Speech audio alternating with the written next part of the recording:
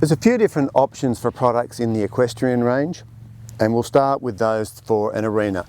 Now, this is a reasonably recently installed arena with a product called Arena Blue.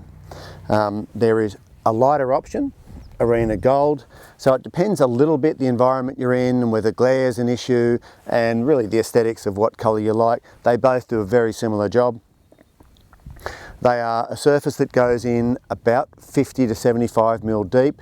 You don't really want to go any deeper than that because particularly young horses struggle through that. If you go any shallower than that, really then you're taking all the load through to the base, the sub base underneath this surface, which is really too hard. So you're looking for a surface that gives support without being too loose and being too hard. That's the objective. So around about 50 to 75 mil is the target depth.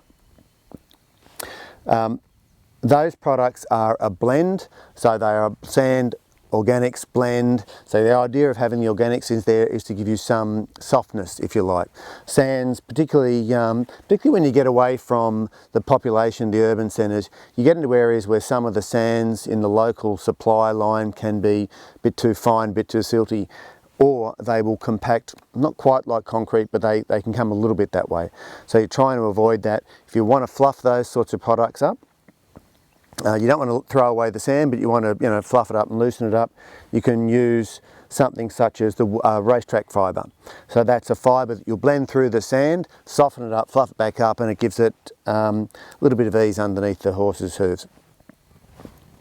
Last product is stable bedding. Very commonly used, has been forever and a day. Very simple product, most people will know it. Fine, water absorbent, light colour, and it's a relatively cheap option for most stables. So really that's about the range. You've got a couple of arenas. Probably while I'm here, just talk a little bit about the actual arena itself. The basics of the construction of an arena in some ways are similar to a tennis court. So where you need fall to the sides and to the ends off the court, off the arena. So the idea is that you're trying to get water that would fall in the centre, get that to the sides by the shortest route.